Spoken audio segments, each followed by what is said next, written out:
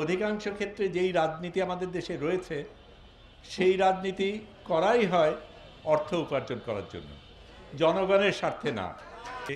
এবং সেটা যে রাজনীতি খারাপ সেটা আমি মনে করি বলে না, কিন্তু আমি মনে করি যেই ধরনের চর্চা করা দরকার রাজনীতি করতে হলে, সেই ধরনের চর্চা করতে হলে বিশেষ কিছু সুবিধা থাকতে হয়।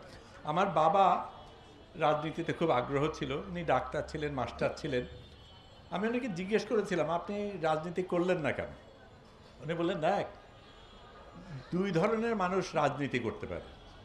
একজন যে সাধু, যার কোনো প্রয়োজন নাই, আরেকজন যার অনেক টাকা আছে, যার টাকা আয় করার প্রয়োজন নাই।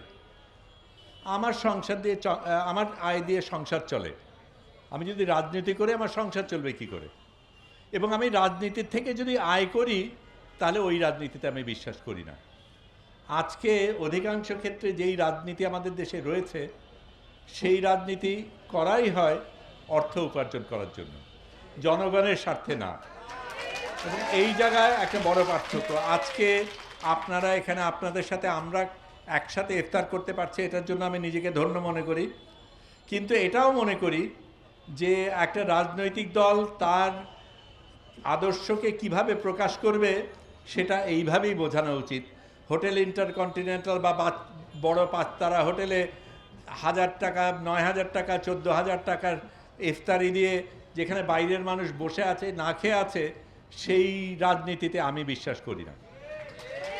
আরেকটা ছোট্ট জিনিস বলি, একটু আসার আগে আমি সাইকেল চালাই, সাইকেলটা আনতে পারিনি, দূরে রেখে আসছি, আশা করি যেতে যেতে থাকবে।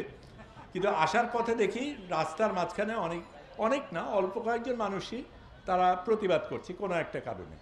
প্রতিবাদ লোকে করতেই পারে, প্রত্যেকের দাবি রয়েছে, কিন্তু আমার প্রতিবাদের কারণে আরও অন্যদের ক্ষতি হবে, এইটা যদি আমার দাবি দেওয়ার একটা অংশ হয়ে থাকে তাহলে সেই দাবি দেওয়াতে আমি সমস্যা মনে করি। আমাদের প্রত্যেকেরই দাবি আছে, নিশ্চয়ই অনেক দাবি রয়েছে, কিন্তু সেই দাবি আরেকজনের দাবিকে হর্ব করে সেটা হতে পারে না, আরেকজনকে শ্রদ্ধা করেই করতে হবে। আমার বাবার কথা বলছিলাম, আরেকটা কথা দিয়েই শেষ করি। আমার বাবা, বললামই তো, উনি ডাক্তার ছিলেন, মাস্টার ছিলেন, সরকারি চাকরি করতেন, খুব বেশি আয় ছিল না। কিছুদিন বিদেশে চাকরি করার কারণে কিছু আয় করতে পেরেছিলেন। সেটার কারণে 69 সনে আমরা একটা সেকেন্ড হ্যান্ড টয়োটা করোনা গাড়ি কিনেছিলাম 9,000 টাকা। ওই সময় 69 সনে 9,000 টাকা অনেক টাকা ছিল। গাড়িটা কেনা হয়েছিল, আমাদের খুব শখের গাড়ি ছিল। উনি বলতেন, দেখ, এই গাড়িটা অনেক কষ্ট করে কিনছি, যদি এটা কেউ চুরি করে নিয়ে যায়, আমার এই গাড়ির আরেকটা গাড়ি কেনার সামর্থ্য নাই, কিন্তু ওই গাড়িটা কারো না কারো থাকবে। এই গাড়িটাতে যদি কেউ আগুন লাগায় দেয় তাহলে আমার গাড়িও গেল, দেশের গাড়িটাও গেল।